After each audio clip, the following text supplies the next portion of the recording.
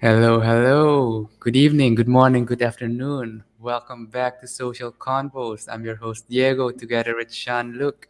Sean Luke, you look pretty chill tonight. Yeah, I just got fresh out of the shower. There's no backdrop. It's completely empty.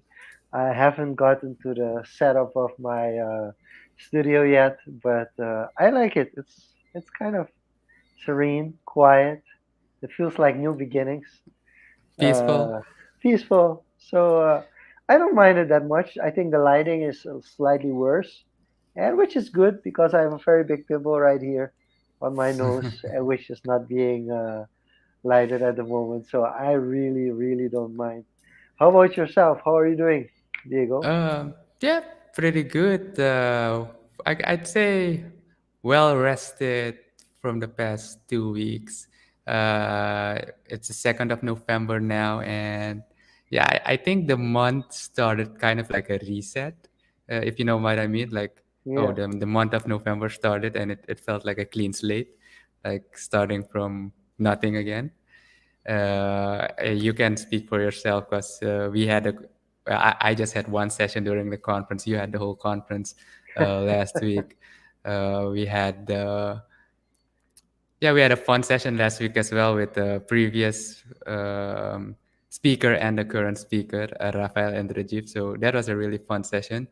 We will see when we can get Rafael on for an official session. But I think tonight's just gonna be some quick recaps of we're at episode 43 now of Social Convos. It's been going well. We've had a talk with Jennifer as well from the E e-podcaster, podcaster? and she Yeah. was talking about the no pot pomo. Am I Na saying it right? na Yeah, pot pomo. Na pot yeah, the pomo. National National Podcasting Podcasting Post Month. posting month. Yeah. So I'm not sure. I think I saw a Twitter thread today that you were gonna do the challenge and recycle our old episodes. I'm gonna use it to try to do things that I've been wanting to do for a while. But I've see here's the thing about starting over, starting new. I'm not gonna rush it. I wanna be prepared. And I think that's one of the things with content as well. I mean, it's a pretty big accomplishment that we are at episode 43. That's first of all. Just the commitment to have 43 episodes out in a year. I don't think I ever created something, a show or a format before both the Lucky D show and Social Confoes where we went on for such a long stretch. So I think that's something we should celebrate. And but also it kind of gives an idea really where we want to go. So I think for next year it will much more be about putting out the content that we really want to put out versus the content and just being committed to it. Because I think being committed is the most important thing. That it's Yeah. really something that is part of your life. And I mean, I let go of other things in my life just to be able to do social How conference. does it feel? Because you've done challenges over the years, and I saw you started another 30-day challenge with the group. But you've done a lot of challenges, 30-day, like for habits, for creating content. But how does this, you said, let's celebrate it, this accomplishments feel with the Lucky D show and social convos? We started in January. Lucky D goes further back than that to be almost at the end, like month 11 of 2021. How does that feel for you? I think I'm not optimizing it enough.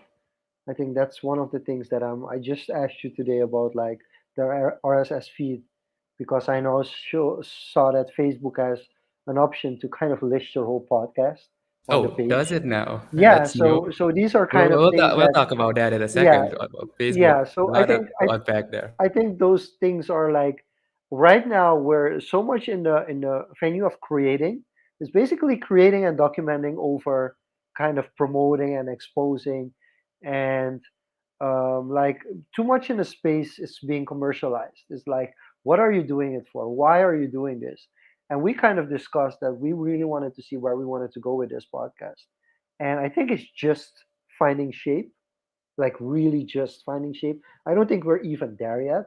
We're kind of still in the beta phase of social confos, but the experience, the amount of experience we now have with guests, we can really go out like in the next couple of weeks and start planning for next year and saying like, okay, this is what we want. This is what we learned so far.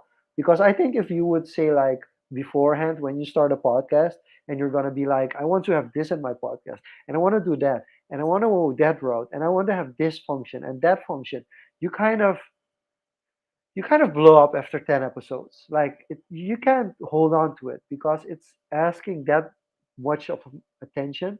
And I'm not sure if you feel the same way that because of the format we are doing, because we stripped it all down, it's easier for us to do it every week. But at the same time, doing it every week is kind of taking away from perfecting and putting a better quality as well. So I think that would be interesting to ask you how you've experienced it so Yeah, far no, when we look at it. that totally makes sense, and I get where you're coming from. Both of us, we committed from the beginning. We show up every Tuesday, 9 p.m., and we've experimented with the time as well for other guests. But the beside that fact, uh, I think in the beginning, the first few months, we did improve on quality over each episode. But as time went on, and I think this is just natural progression of creating, because you said it, committing to something this long, it says something about you, and showing up every time. So I think having that down now, going into next year, makes it a step easier because we've gained a lot of experience over this. And I myself, personally, we've been slacking off the past few months, but uh, beside that fact, I think it was needed as well. It gives us a moment to reflect, but you have these ebbs and flows in a creation process, and you hit the walls, and sometimes you just need to reset. But all the systems we've built along the way, they're still there. They are still there. And I think that's where some value lies in making this truly long term. I mean, Because and yeah, what people don't understand, like we haven't even really utilized this yeah, we podcast haven't yet. We haven't. we haven't We've just gone out there and created 40 plus episodes without really utilize, without taking the because gems out to if I take look out at the some life. of the Yeah. episodes, it's a month worth of content if you would put it in the web 2.0 traditional commercializing branding format. It's a month worth of content that any any company or any company aligned in that topic or in that space would be able to use. So yeah, with that being said, it is a mine, and we've kind of made it very low barrier to entry for us, but also to make it easy to archive all this content. So the system we built, archiving it to YouTube directly, downloading the files, and just going through it, highlighting some, automatically making some snippets, at least one, but highlighting the sections that were hot so that if a year from now we would go back to it, we could easily, search index it and find something to create some content. I'm laughing right now. Yeah, Let's you want to welcome jump into, let's yeah, jump let's into the let's welcome comments a the little bit. guys. So Yeah. Greg, it's been a while for you. Welcome to No Shape November. Well, November has a lot of things, doesn't it? It's There's a like the lot of national challenges. challenge month. Like Exactly. everybody has a challenge. So what challenge are you doing? Let's quickly jump into this. I mean, No Shave November has never been a kind of a thing for me. I mean, I can grow a beard properly, so for me it will be nothing. And I mean, it's not gonna happen. So, but how about you? What challenge I, are you I jumping actually into? haven't thought of any challenge to do yet. If I had to think of something on the spot, is getting back to working out. I've been slacking off a lot. Like, I That's a good think one. it happened when I started to take from went into the interior for long periods of time. So you have that gap, and once you repeat that 2 3 times, you lose the momentum. So it becomes a new habit of not doing it. But in the interior, you can still do your push-ups there, right? You can still do it, but some factors differ because I built if you read Atomic Habits, I've built stacked systems. Like I have this specific bottle filled with a drink, specific drink, uh, placed in the refrigerator every day. I have an exact location. So these are stacked conditions that have to be met to be able to execute it, and that keeps me in the habit. Ah, okay. So I Okay. need to restock on some of those So things you need, again. but now you know, like if I'm going to the interior, I'm going to be out of the city. I need to Yeah. have this prepped as well. Okay, that's interesting. So the challenge that I'm doing this year is a very Yeah, Kevin interesting. says it here. I could start with the push-up Ah, challenge yeah, of again. course. I did it last year, so hey, It's a good way to if start. you're a game, let's do it. Yeah. There we go. So for me, I'm challenged. The challenge that I'm getting into is helping with a household challenge. So I'm starting off with daily doing washing clothes. So for the past, so yesterday and today, I've done my part. I still have to hang the clothes for today. They're already waiting for me after our social conference is done. But basically, I'm starting there. So if I'm washing clothes every day, I mean, I'm assuming after around 10 days, the laundry basket will be empty, so there all the laundry will be done. But I'm starting off with that, and once I get to that part that I really feel like I've conditioned myself doing it every day, I will start looking at other things around the house, making sure that they happen as well.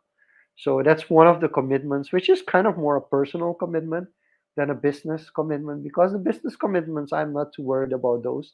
The content creation commitments, I'm going to have to do differently because I've already realized that I need a team for that. For me personally, to just put out content myself, it's not going to last because there's going to be days like today where clients that have been waiting for like 3 weeks for us to pitch a certain campaign because we were too busy. I mean, I can't let them wait any longer. So you just have to pitch concepts and campaigns and client work, which has been due to the conference as well.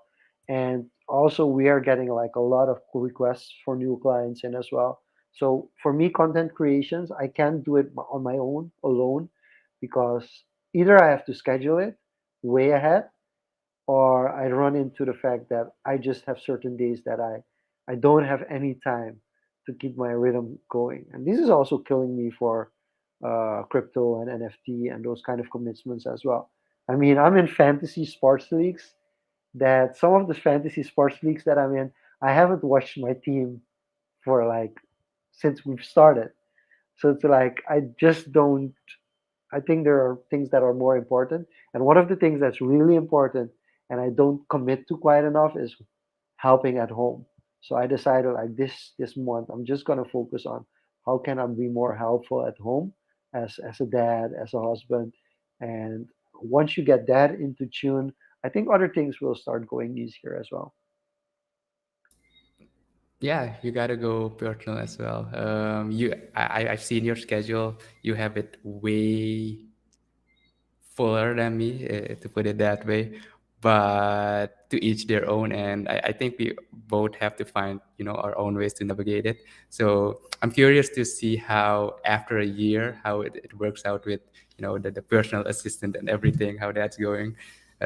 Since you found your jam, but quickly going through the comments.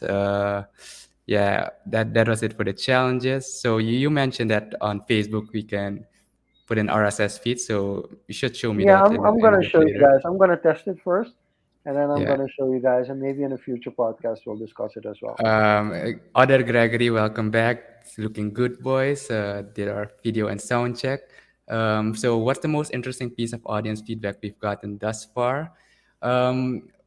One thing for me, at least, is I'm surprised as to how I randomly meet some people sometimes, and especially at the the borals when I actually go outside the house.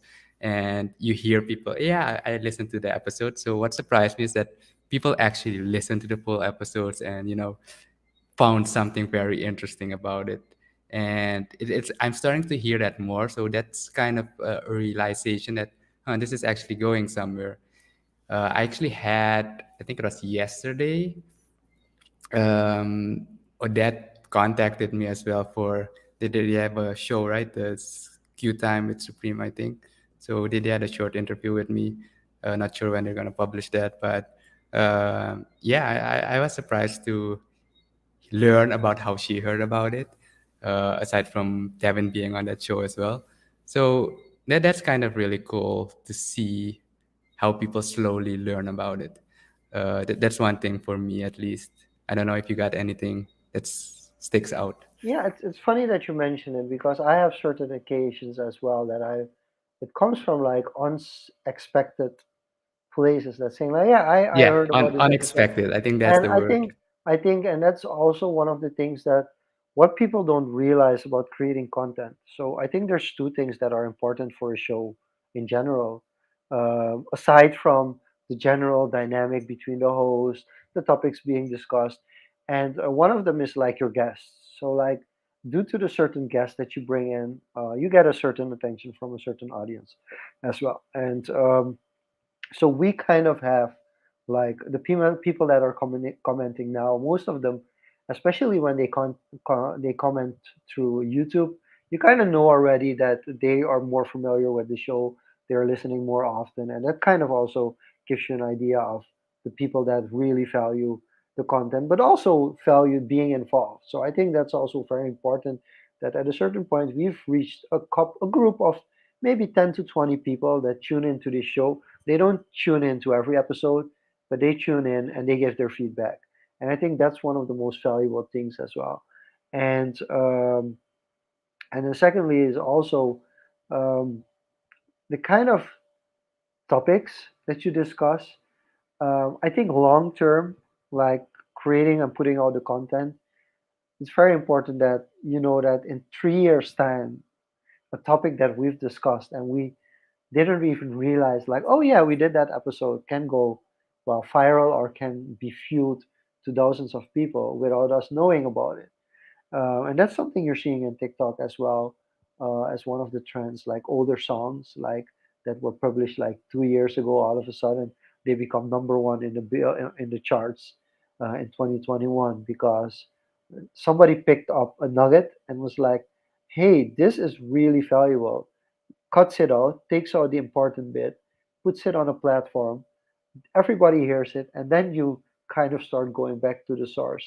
And I think that's one of the things that people don't realize is like if it's a certain quality, and I think we've at now are at a point that this podcast has a certain quality and we're not allowing ourselves that it can go lower than that, it means that there's always kind of a conversation going that's valuable for somebody, and that's more than enough. I mean, there's so many, there's so much content that really has limited value or no value, even content that I put out.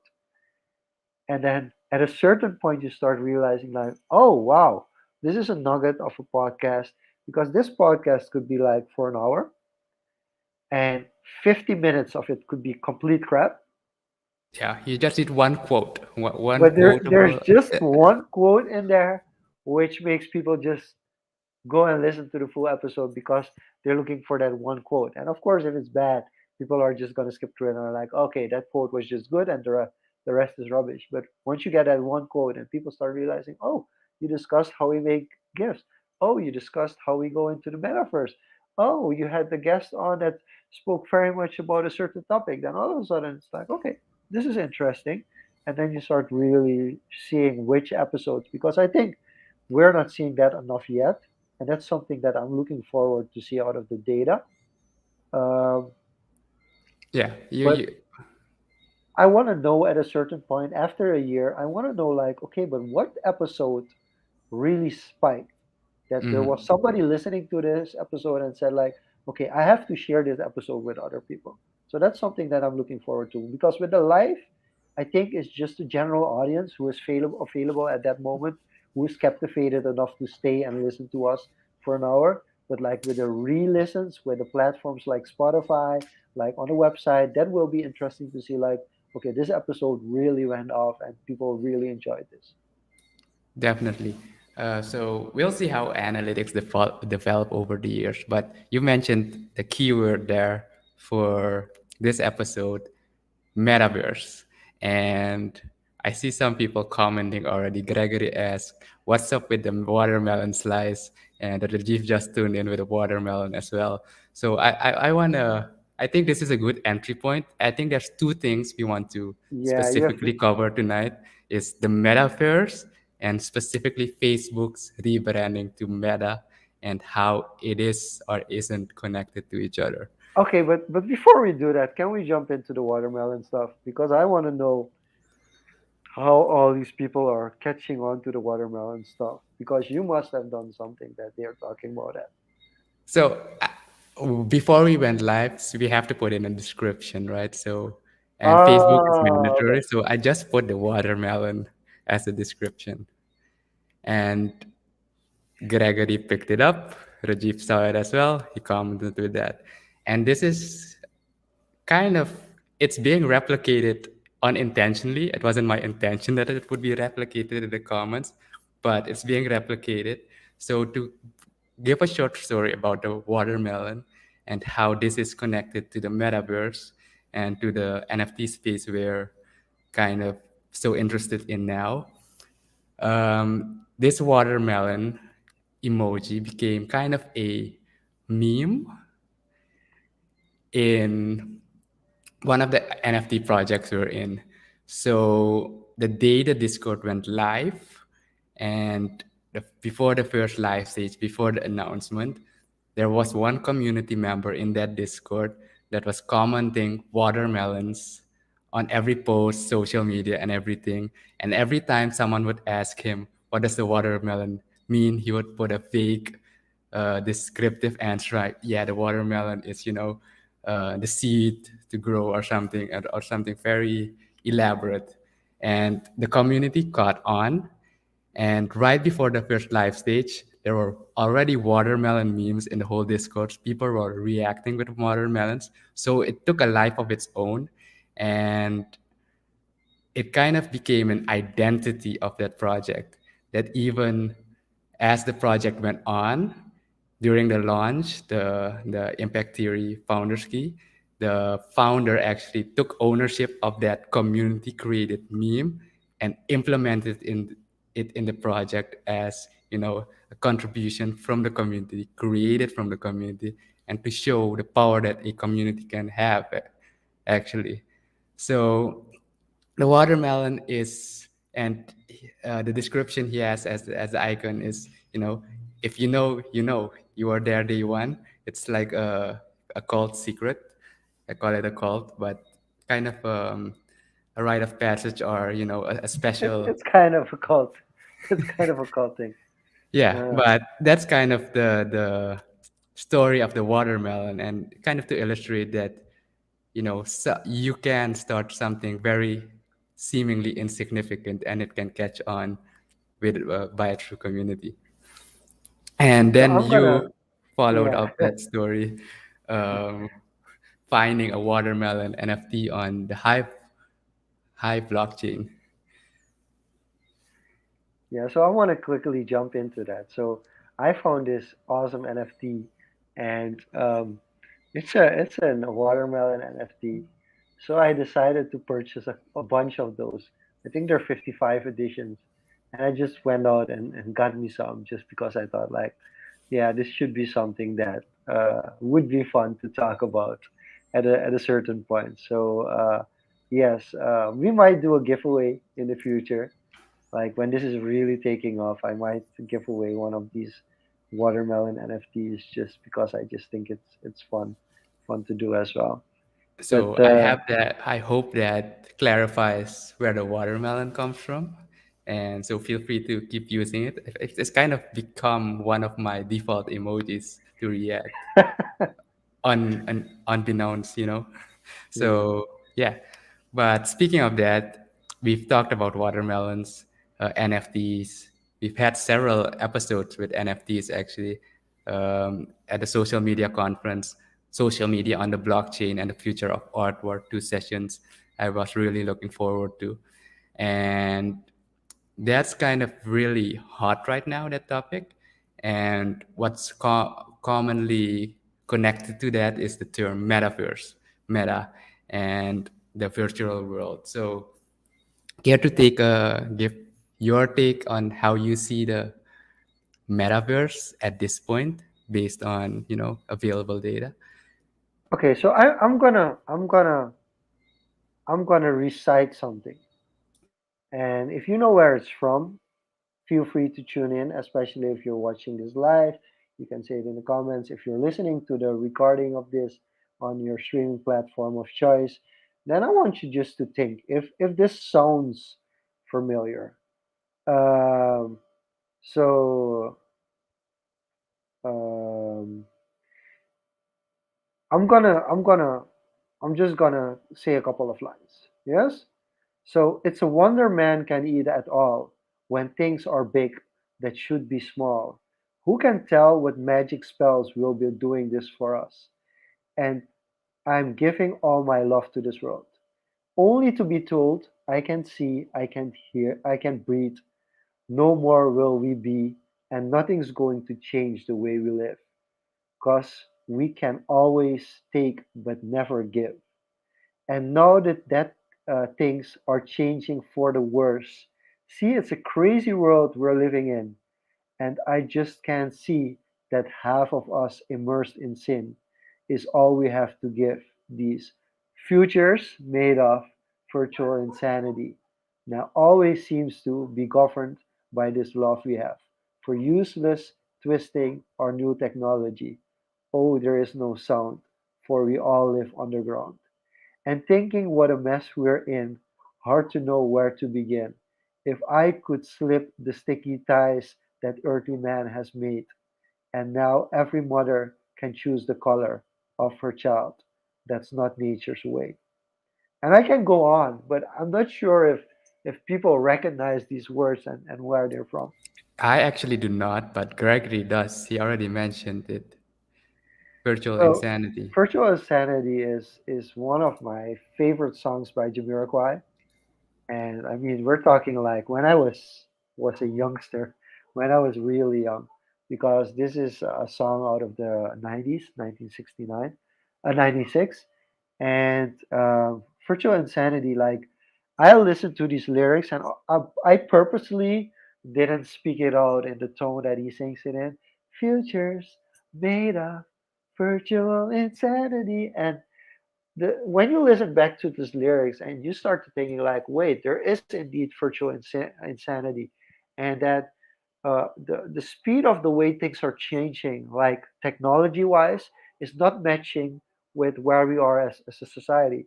And I think that's one of the main concerns is that for me, it's like we're not even fixing the problems which are really the core of our world that we live in, like in real life. We're just accelerating growth on other places without addressing the issues that we have in real life. And at a certain point, it's that there's going to be a pushback. Like you can't just completely ignore real life and just go into this virtual rabbit hole. So that's one of the things that I'm mostly concerned with. And the second thing is, I think it's about 15 to 18 years ago, for some maybe even 20, there was this thing called Second Life. And I don't know if you know Second Life. It sounds vaguely familiar, but I can't really place it. So Second Life was kind of for me the kind of the start of kind of this fake kind of augmented virtual reality kind of stuff.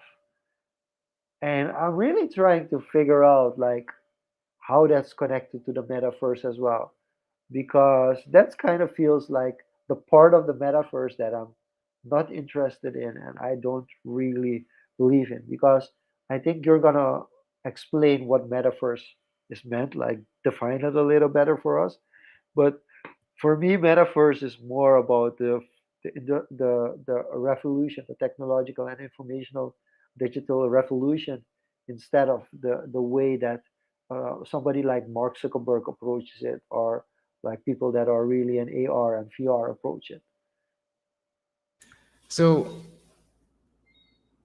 I looked it up real quick, saw some images. So it kind of looks like a virtual, like a video game, kind of San Andreas type like.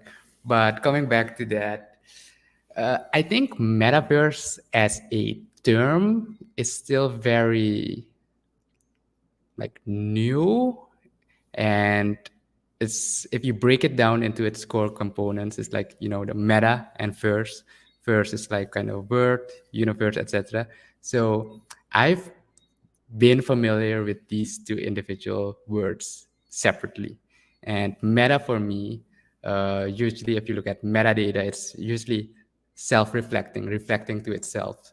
So if you talk about metadata in programming software, it's the data about the data, or it's the sound about the sound, in that sense, and it's self-descriptive.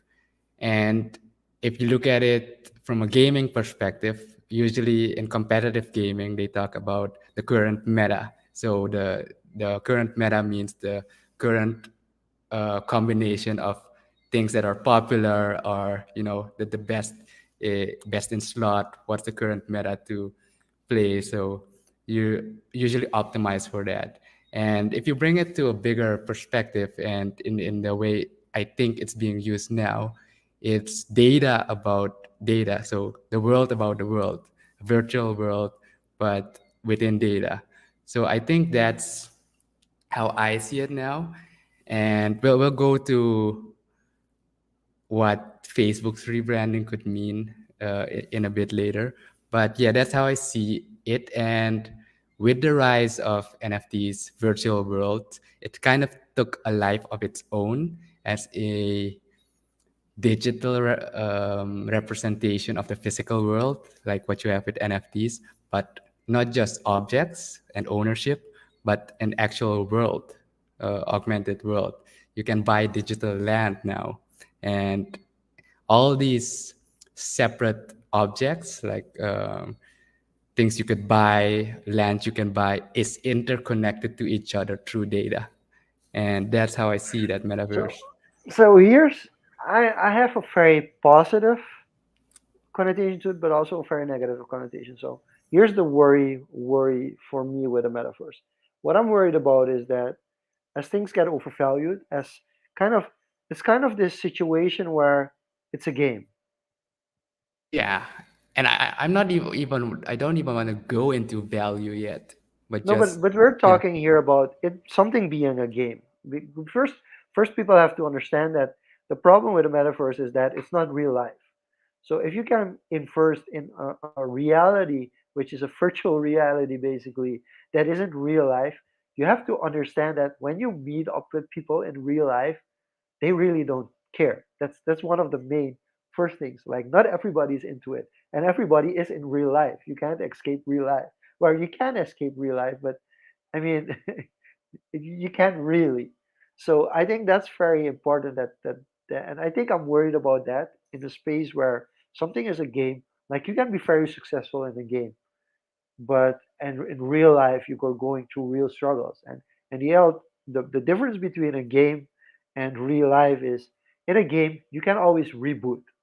I mean, you there are things like health, and those things, but it's not the same kind of health in a game. You can be kicked out of a certain game in virtual reality, but you can jump into a different game if you want to. In real life, when you're dead, you're dead. Like if we're talking really from a health perspective. So I think that's one of the main Speaking concerns of that I have. health, I just want to interject real quick. I'm not sure in what section of the Facebook Connect it was, but at some point, I think Mark said, if you die in the metaverse, you die in the real world. And then the internet went crazy. They even made memes about it. So, Yeah, speaking of because it's health, not. It's yeah. so I'm worried. No, I'm really worried because basically a lot of people that will jump into this space have more belief in the metaverse than in real life. And I think if you're like a world leader, if you're like a politician, if you're like somebody who basically, from the perception of why you joined into that space, have decided you want to make the world a better place, this is kind of the harshest feedback you can get as a world leader. That people are saying, like, you're a world leader, but we think a virtual space is better than real life, and we're escaping real life because this real life, the world that we live in, is so terrible that we rather be in a virtual space because that's how terrible you've made life for us on earth. I think that's something that's really, really grossly underrated, that people will enjoy the game of virtual life because they don't want to play the game of real life anymore. And I just want to quickly jump into why I bring this up is because of the tweet that went out from the World Food Program and the response from Elon Musk. And the Oh World yeah, Food Program I saw said that. like 2% of Elon Musk's wealth could end world hunger. And Elon Musk was like, okay, checkmate.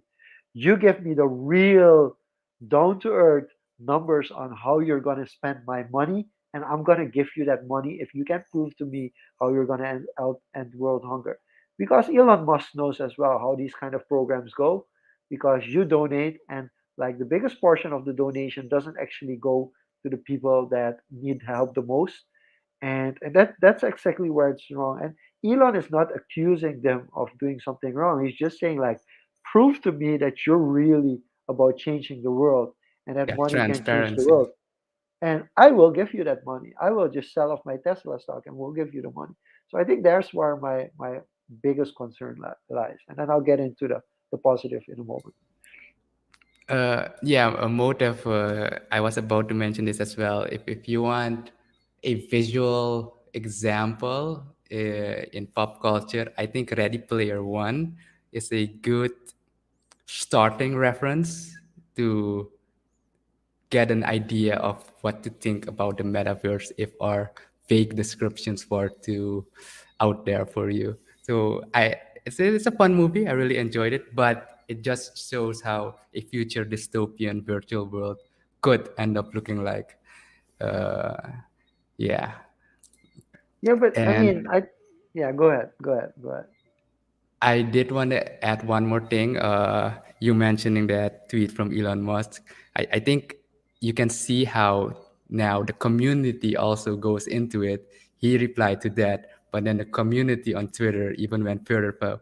Oh, this nonprofit reached 1.5 times more than talking about Elon, and nothing still happened. So then they're going to start doing research, etc., etc. And to bring that contrast into perspective, this week is a very interesting week, I think, first week of November, because even as we speak now, there's various things happening around the world. And to show that contrast that you mentioned, like the real world and the virtual world, right now you have the UN COP26 happening in Glasgow, where world leaders come together, talk about climate change, the Paris Agreement. Parallel to that, you have the Dubai conference where countries go to show off their.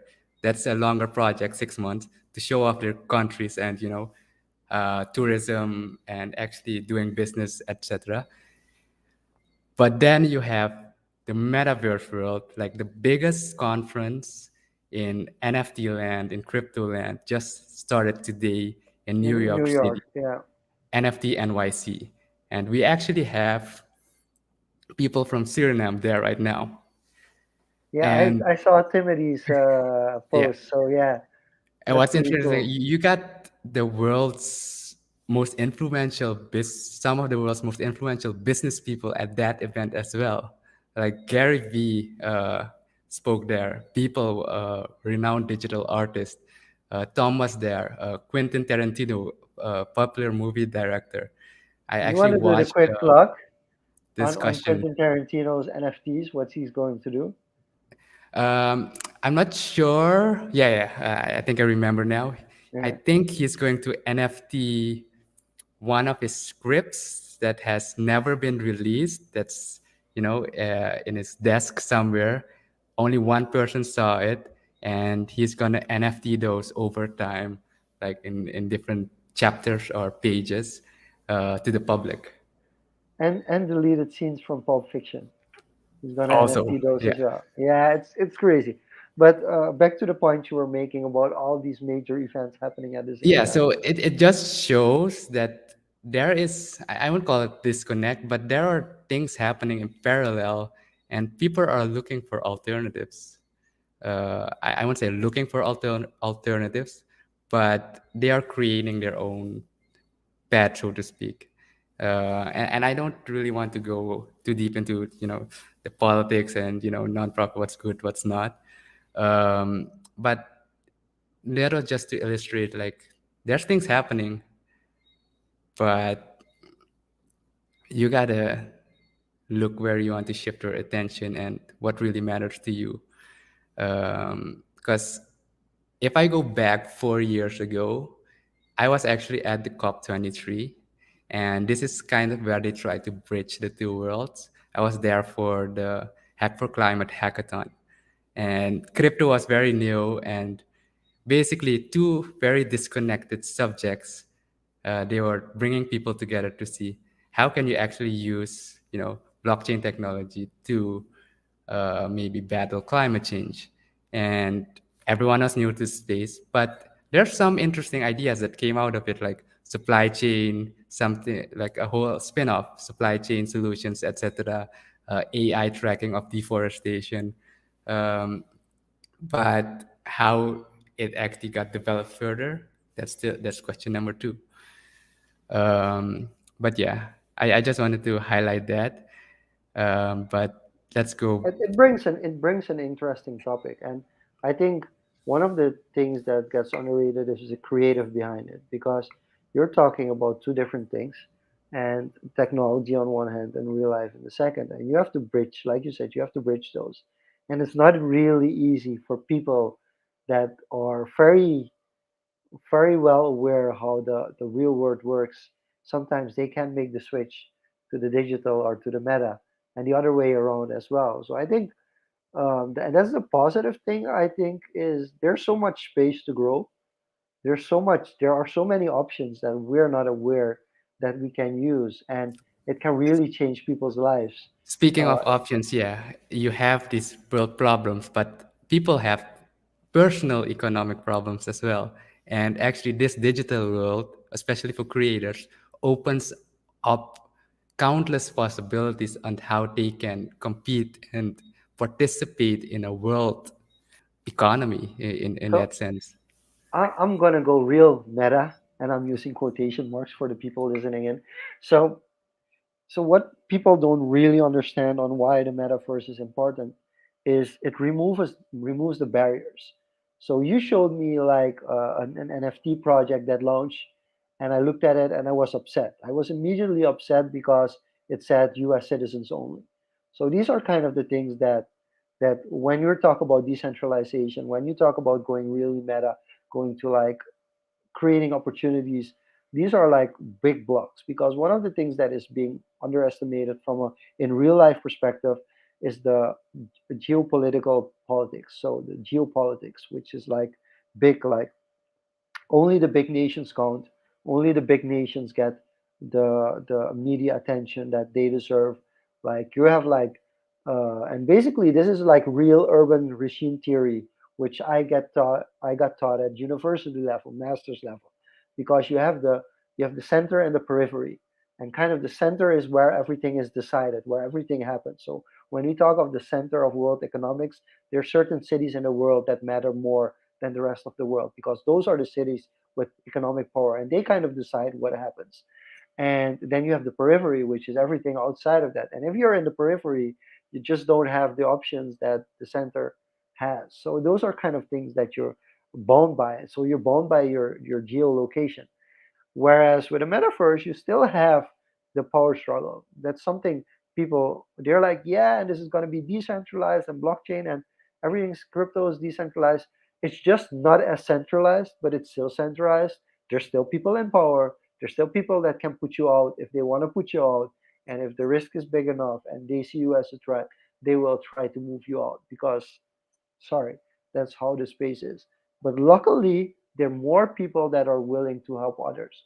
So what is kind of happening is that if you look back at the internet, the history of the internet, and if you understand that in the early 90s, different nations were pushing towards having their own internet.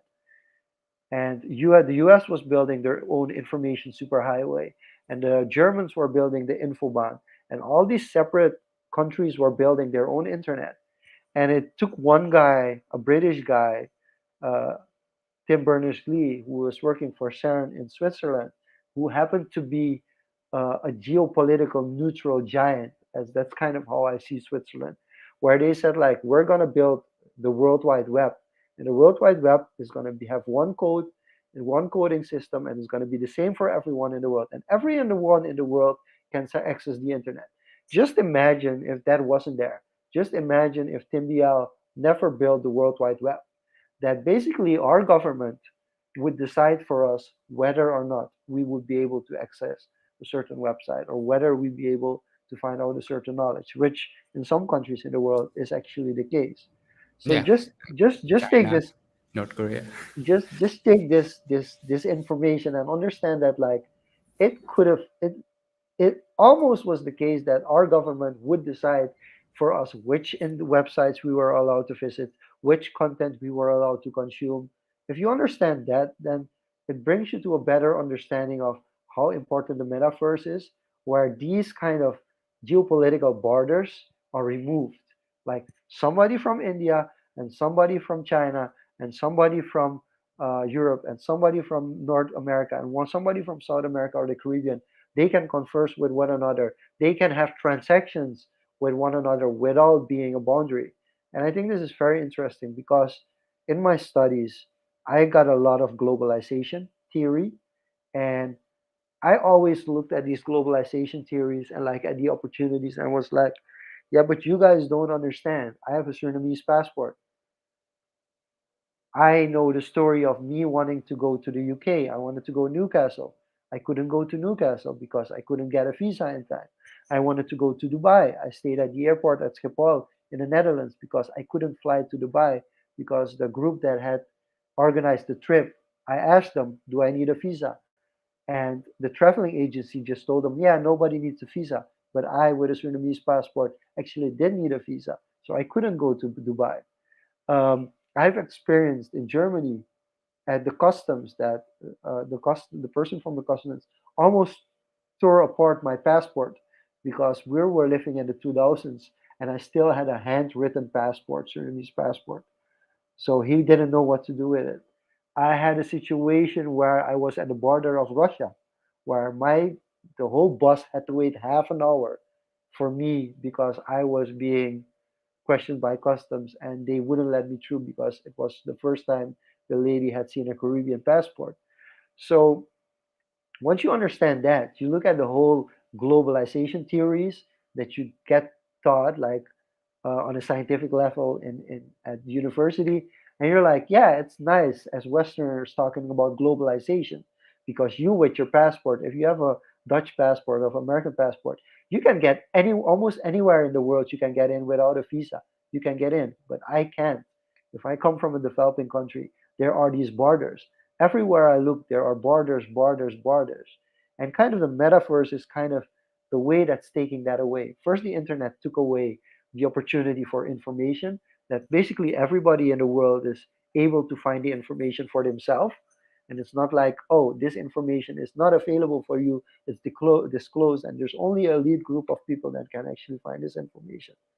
And then you look at a metaverse where kind of everything from transactions, from economic transactions, everything becomes possible for everybody in the world. And then you're going towards what is fair. Like, is it fair for everybody to have this opportunity? Yes, it is. And you don't need the geopolitical borders because your president is a terrorist or a criminal in the eyes of the presidents of certain other countries. So that's the reason why you, as a citizen of that country, are not allowed to go into the other country. And that is perfectly removed now. So that's my rant for today. No, I think that's definitely some food for thought. Rajiv says, thanks for sharing those experiences. And yeah, I can definitely see how those borders can limit people. And I think what's also needed, if we look at locally, we know about these certain things because we've been exposed outside. We've experienced firsthand like what it's like, the process of getting a visa. I'm in the process of getting my visa renewal so we can travel next year. But I have a friend in Guatemala who told me like they can apply for visas, US visas only in 2023. So these borders, yeah, it sucks. It sucks sometimes, Yeah, but it's a this gives. geopolitical. It's just a geopolitical, and it's hard, man. Like people get rejected. Like Surinamese people get rejected for a visa in the U.S.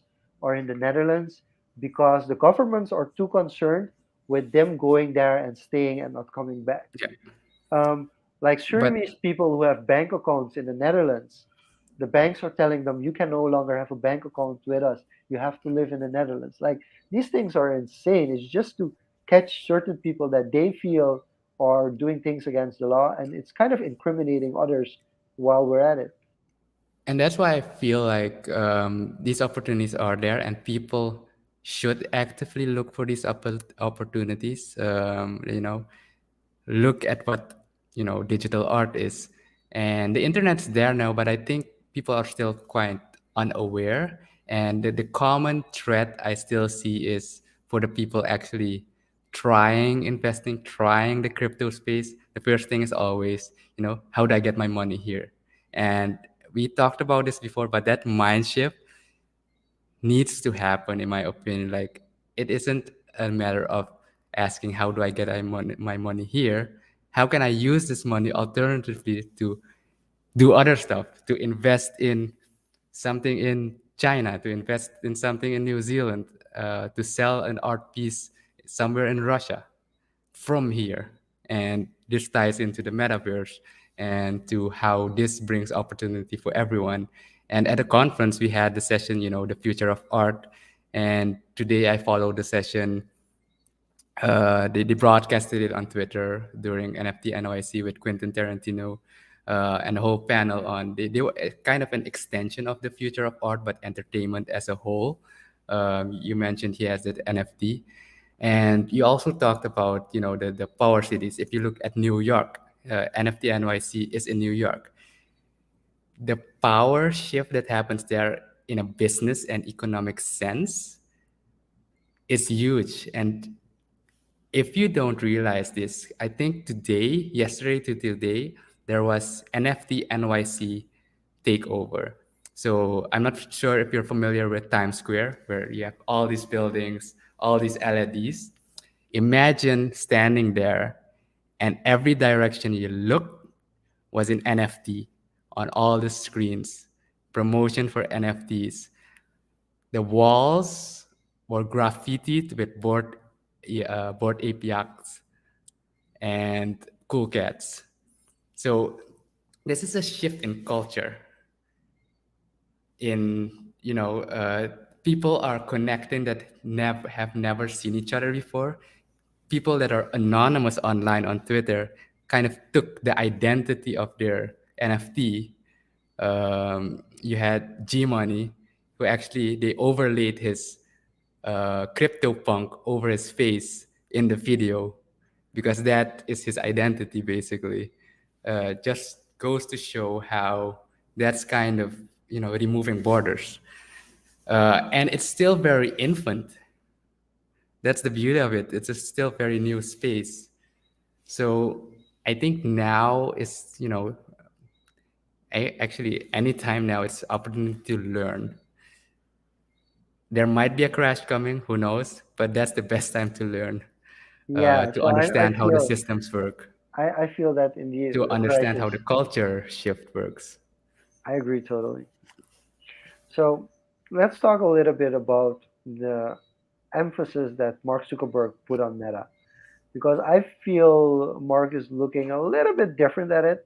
And I also think from a value proposition kind of business use case, he really has connected it to artificial intelligence and virtual reality.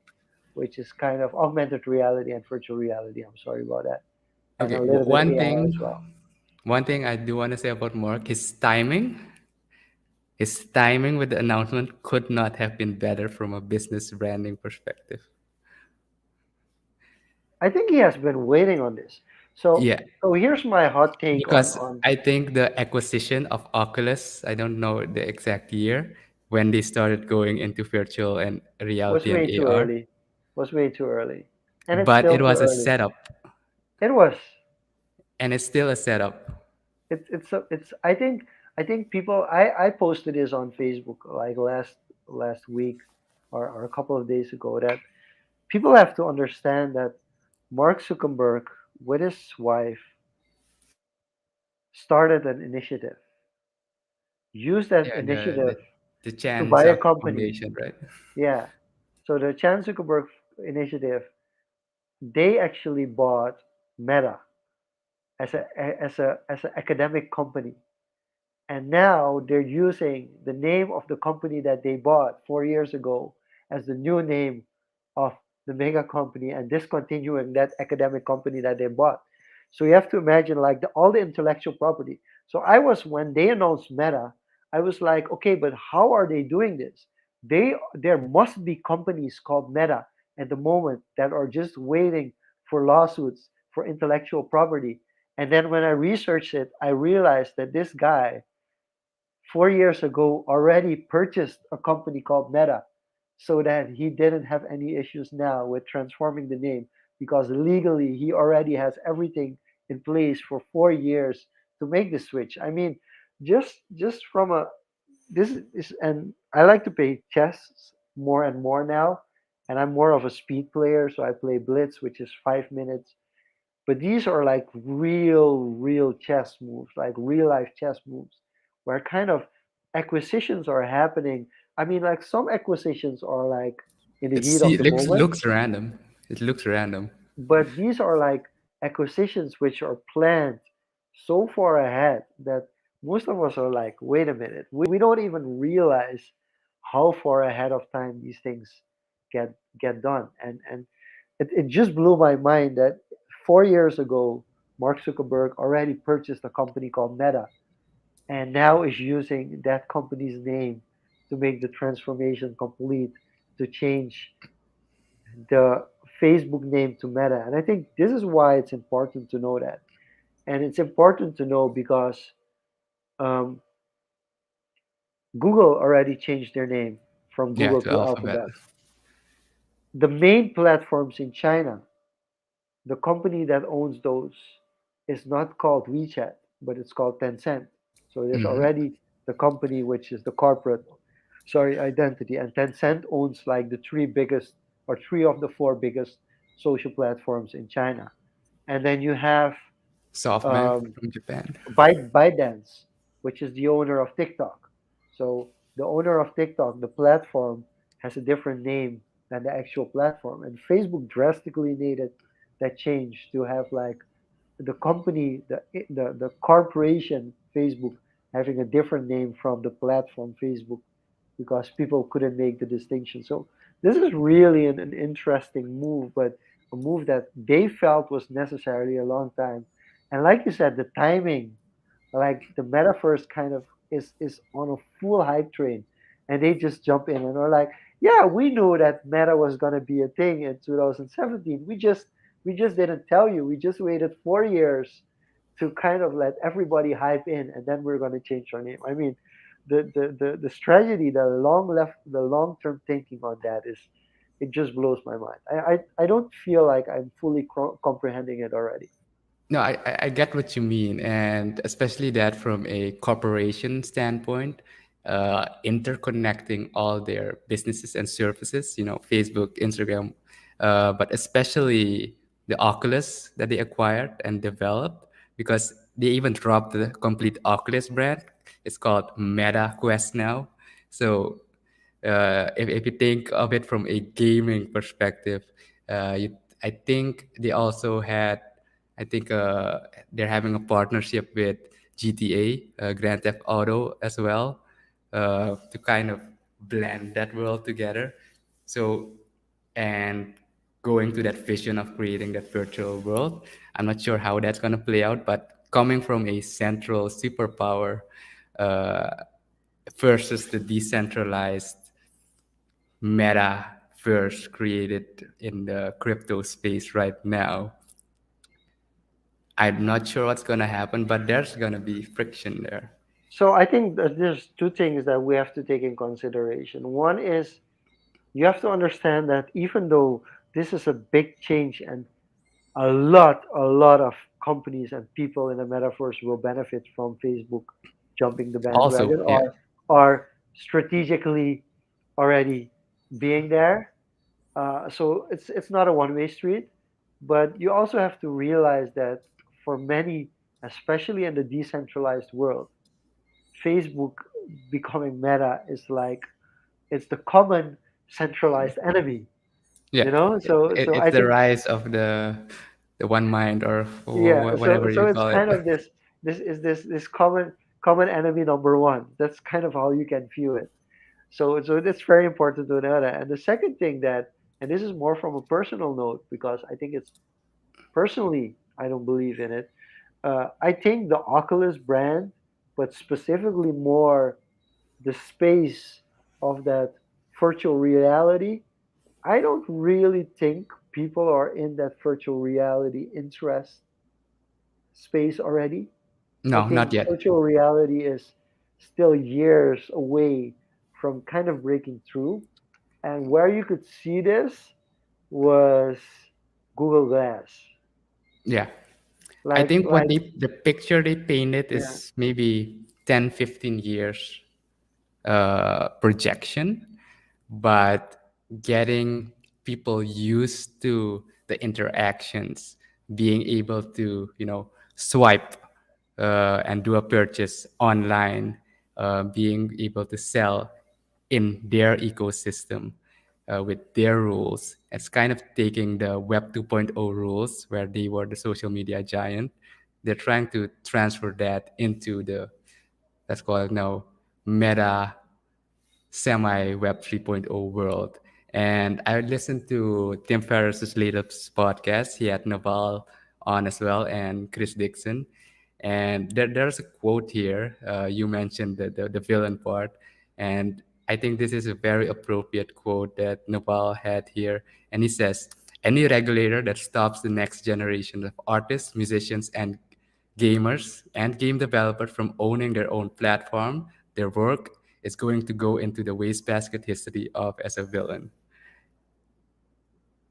And Yep. that's I think that's very powerful, like because the ownership of creators being on a centralized platform like Facebook is gonna create friction. Because don't Companies are underestimate getting that killed. I mean, I'm the, not the sure. power of ownership.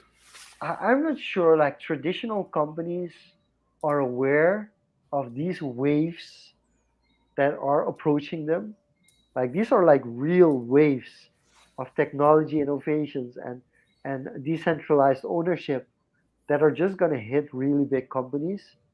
And like it's interesting to see people like Tom from Impact Theory and Gary Vaynerchuk who like at a really early age are really jumping in, like jumping deep into the mud to be like, Yeah, okay, they we're they we're just they're going all in. They are going they're all in. they're just going and going like ham on these innovations, and you're like, okay, respect to you for doing that. But there are also companies that 20 years from now they're gonna be you're gonna be like, what happened to us? And I think one of the biggest examples is one of the biggest, most renowned companies that we know in Suriname, um, for the past decades, decided to call it quits and decided like this is done, the business is done. And then one of my questions was like, what did they try to do to innovate their experience? And then somebody told me like, yeah, but what could they do? And that's when I realized like people are so stuck in the core concept, like core products and core services that you offer, that because it worked for decades, they're not used to when this shift comes. Like for instance, COVID comes around. They're not quick on their feet to come up with production with different products and services that are more up to date and better feed like the needs of the customers. For instance, the products and the services that Ineffable sold, like when we started out 5 years ago, they completely differ from what we are delivering now. Like the services that we're offering our clients now. In 2017, I didn't know those things existed, or I've heard about them, but they were not in the space as we are now. And we're now getting deals of things that we are, of course, there's certain things that we've done through the years, and I can use 10 years of experience to say, like, this is how it's done. But there are also new products and services that we're like, wait a minute, and we discussed this already for the conference, like, hey, we do need NFTs. We need digital intangibles. Like we now have a goodie bag which was stocked this year for the conference. But we need that virtual badge as well, that people on their LinkedIn profile can say like, hey, I attended the social media conference.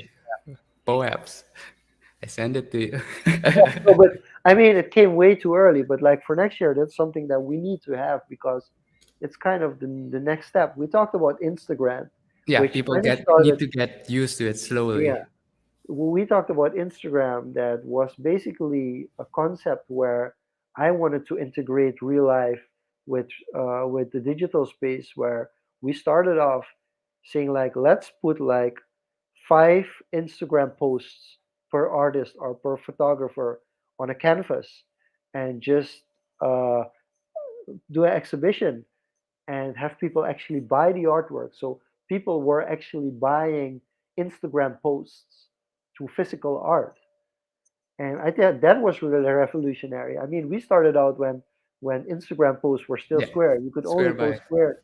You could only post square Instagram posts. That's how we started out. So year one, everybody had these square canvases, and then all of a sudden in year two, three, things started to shift and change because Instagram started allowing different shapes and sizes. And now we have to seriously consider like, okay, we're gonna actually mint the exhibition, and it's gonna be a digital exhibition as well where people can actually purchase the digital version of that artwork, which is really an interesting space because this is also something which I mentioned with in the future of art. Traditional art, a lot of people cannot afford it, but digital art, on the other hand, and like some people don't buy physical art even if they like the art piece because they don't have anywhere to hang it. They don't have like a showcase for it or a place at home or where they can actually hang it that it serves as a certain value. Whereas with a digital one, aside Okay. from it having it on the internet and using it as, like you said, for your avatar or for your profile, it's also the opportunity to buy it cheaper because you can have more editions of it minted and more editions having being authentic. So that's how I view it, at least for now. On the subject of art, let's close it off with the art subject.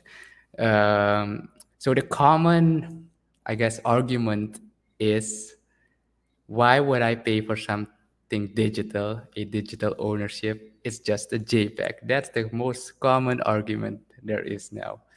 And what is your I'll start with my take first, and then you can share your thoughts.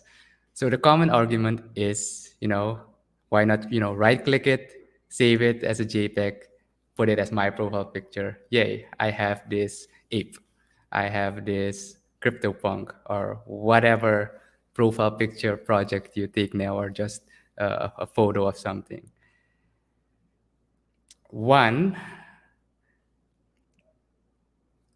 I think that is a good. If people copy it, it's like they want to be part of it. So they copy it, share it, and that is good for the creator because that's basically free marketing. But people underestimate the sense of ownership that collectors seek of owning the original piece and how much they value. If you reflect it back to traditional art, there's two parts to this. You have people who actually value the art as a sentimental piece, but other and on the flip side, as a investment piece, as a way to hedge their net worth. Coming back to the digital NFT, you have the artsy side. So if you're purely buying it for art, I would say if you like it, buy it. If you don't, it's not for you. But adding the meta layer to it, the metadata layer, why I think digital art or digital NFTs, digital ownership has additional value is because of the metadata that's associated with that piece. And that is where I think Gary and Tom are playing their cards very well. And aside from Gary and Tom, actually, the crypto punk and board ape community also have an edge in that, because you're not just you don't just own that piece. You're part of a closed exclusive community of billionaires, millionaires, influential people. It's kind of a VIP pass to that community. What happened during NFT NYC with Board Ape Yacht Club?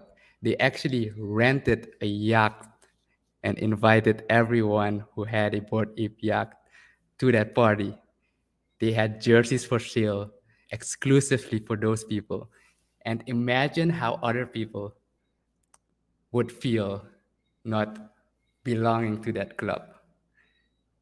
And that kind of, I'd say raises or inflates the value, perceived value. And that's if you look at it from an economic standpoint. But then the other part of the metadata is also the utility that's attached to it.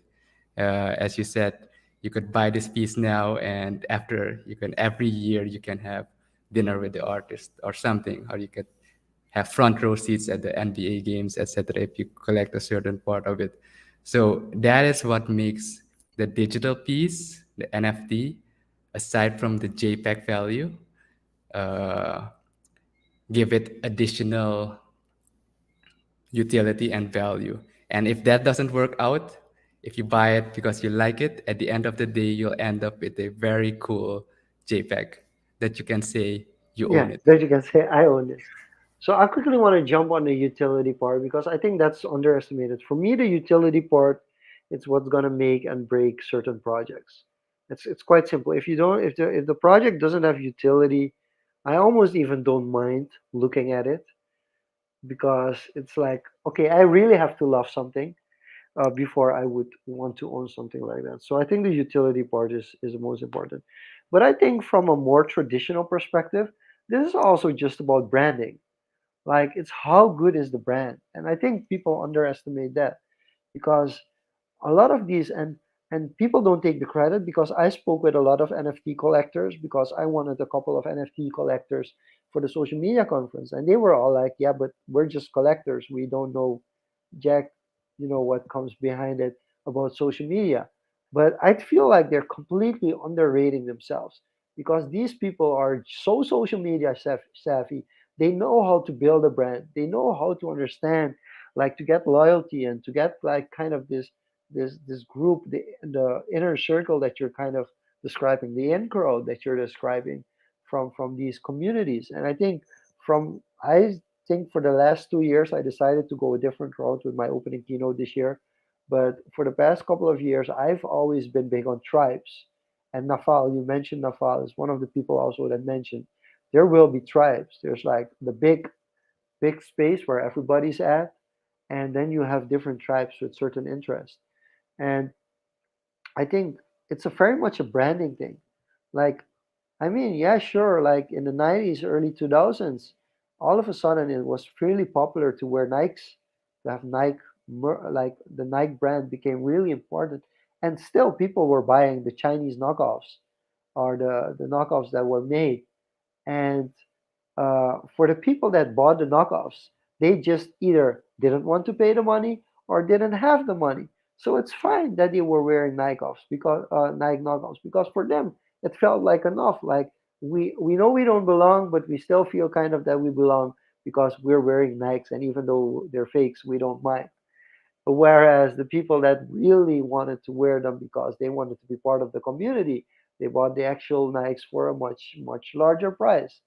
And then you also have people that kind of wait to buy them at the cheapest option and then still say like, but yeah, I don't own this brand, even though you got it for much cheaper than most people did. Whereas some people stand in line in front of an Apple store to get the latest iPhone at the highest possible price. And you're like, okay, that's a lot of money to spend for a phone. But they're part of that tribe. They believe in that brand. And I think the branding aspect is also underrated because the projects that you've just mentioned, whether it's Gary, Tom, or the Board Ape, or the the Cool Cats, these are like CryptoPunks. These are like really established brands, and like there are a lot of NFT projects that want to be put in the same category or in the same room as those bigger brands, but they're Blue just chip. not. That's what the people call them now. Blue chips. Yeah, these are the blue chips. They are literally the blue chips of the NFT world. So like you want to be there, but it's not like you're gonna start an NFT project and right off the bat people are gonna spend tens of thousands of dollars on it. I think that's a very big misconception as well that people are like, yeah, all the NFTs are gonna take off. Yeah. Like Gary said, If you 90% of the actually NFTs are just gonna they're just gonna be dumps. if you actually look at the projects that actually take off, the people who are behind them, either they're well-renowned artists, developers that have worked on big projects, or have media companies, etc., and entering the space with strategy, the community they've already built, the strategies they've already applied in their traditional businesses. Uh, and that's why they kind of, succeed. They have Obviously, there leverage. can be a one-off one there, They that just have organically, leverage. like the memes. I don't even They, want to go into the memes right now no, but because that is culture. you get back into the podcast that we had with Startup Viable, where you have talk about pedigree entrepreneurs and Yeah. non-pedigree entrepreneurs. Basically, that's where you're getting at. When you have the pedigree, it's kind of you have the leverage. People trust you more, but also you're able to push out a brand that people already believe in. And I mean, it's a big difference between starting an NFT project where you have 2,000 NFTs and you have 500 people who are genuinely interested, and starting an NFT with 1,000 NFTs and you have 50,000 people that are interested. I mean, the scarcity is a very big thing. And even with a bigger successful project, also see some peaks and valleys. Even with fee friends, like the floor now is lower than the floor was a year or sorry, a month ago, but it could just spike out 2 weeks, 2 or 3 weeks from now, or like 2 or 3 months from now. You can have a huge spike, like before May next year. There probably will be another big spike, and then So there will be also a very quick jump down as well. so for the people listening right now, and you are interested in NFTs in the projects we've mentioned, we don't recommend you, go all in, but I do recommend it worth looking at least. And first of all, to give you guys some indication of what's coming, because I'm in the Discord, so I see what's happening. Gary is coming with Fee Friends 1.5 and 2.0 within the next Q1 and Q2, possibly, of 2022. And it's going to be under $1,000 equivalent of ETH. So if you want, you can use these 6 months to prepare for that if that is something that interests you. Tom's project, Impact Key Theory, and these are I'm mentioning these projects because are projects I personally looked into, so I also have a stake in them. But if it goes to nothing, yeah, goes to nothing. If it goes up, woohoo, we win. Tom's project still, his launch was last week, 2 weeks ago, right before the conference. There are still several keys available on his website to mint his NFT, and it's been sitting there for a week now. His first big project that's on the roadmap for his huge NFT project is coming in the next 2 weeks, and probably that is when FOMO, he's gonna start kicking in FOMO, and people like, hey, it's been sitting there for 2 weeks. We're launching now, and everybody might want to go into that. So that's a possibility. We've mentioned Quentin Tarantino's NFT project that's probably coming in the next 6 months. If you're a Tim Ferriss fan, I listen to his podcast.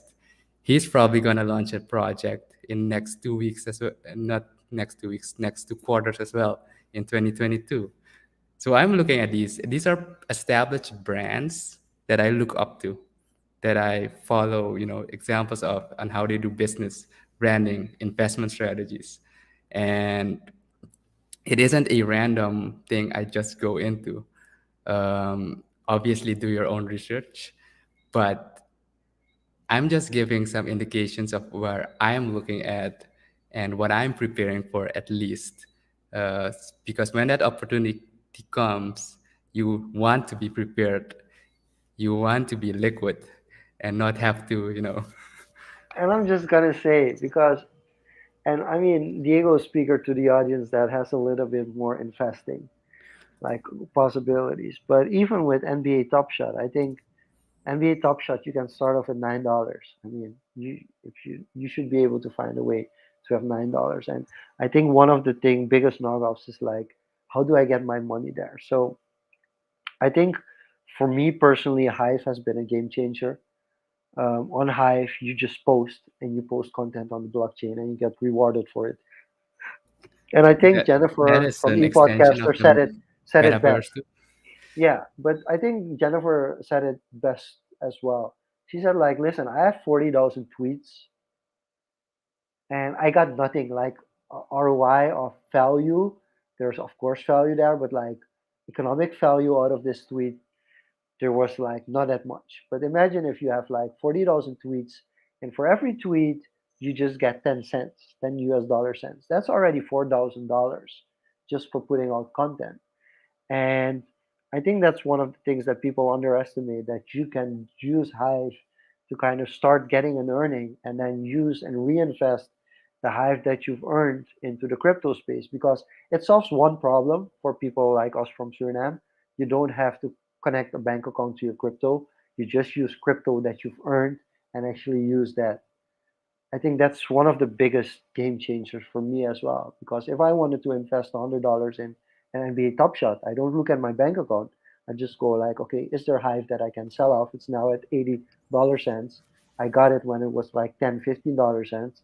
I spend some Hive to get uh, uh, to get some XRP, transfer it to another exchange, get Ethereum there, and then just wire the Ethereum to my debit credit to the NBA Top Shot and do my purchases with that. So basically, there's no kind of It's two separate circulation. worlds. Yeah, it's like no The real circulation world of kind of banking or separated anything. from the metaverse, the Yeah, hyperverse that you're in. And definitely. that's the access point to the wider metaverse. So if you're listening to this and like this is so far away from me, I don't have anything to invest. If you invest your time, just investing your time will get you there. If you start off with platforms that you earn crypto by posting content, you use that content that you earn, the rewards that you earn to actually invest in NFTs or into projects that you believe in. I mean, it's a whole new space opening up. And the thing that we're a little bit short, kind of blindsided by is the short term need to get revenue. But I think if you use crypto kind of like an alternative, something that if you don't have time to save money, that you save money with crypto, I think that's one of the ways to go. Yeah, my So camera just died, so I think this is a good place to close it off. yes, And as you definitely. said, it's a good way to save, kind of separate real, that real world work that you do from that virtual space, and it won't add pressure to like, okay, I need to get by today. Yeah. So that's one way to look at it. So But with that being said, we're gonna this close it off with the usual disclaimer. This is in no means financial advice. do your own research. And now you can officially close it off, Diego. Yeah, this was a great recap episode for the past 42 weeks. And we kind of explored the space that we're kind of very passionate about now. And it's kind of very hype now. So we will continue to look into this space and share stuff we know in future episodes. As usual, this podcast will be uploaded in the coming weekend. We've been behind with one episode, I think, for releasing, but we should be on schedule again by next week. So, with that being said, this was Social Convos. Shanluk, roll us out. This was Social Confoes. See you back next week, same place, same time. Thank you for tuning in. Bye bye.